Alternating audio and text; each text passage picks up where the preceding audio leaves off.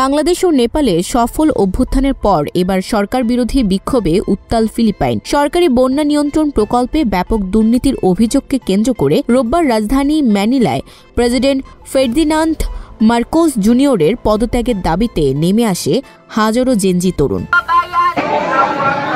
Gen Z নেতৃত্বাধীন platform কেবিকে Luneta national park থেকে মিছিল শুরু করে প্রেসিডেন্ট ভবনের দিকে অগ্রসর হয়। বিক্ষোভকারীদের হাতে ছিল মার্কোস ও ভাইস প্রেসিডেন্ট সারা দুতের্তের প্রতিমূর্তি, যেখানে তাদের দুর্নীতিগ্রস্ত কুমির হিসেবে দেখানো হয়। প্ল্যাকার্ডে লেখা ছিল, মার্কোস পদত্যাগ করো, দুর্নীতিবাজদের জবাবদিহি করো।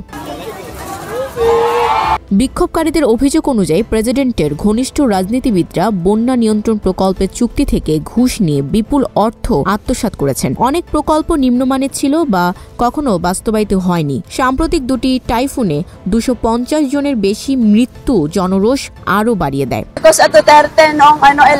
Next report, News Flash 71।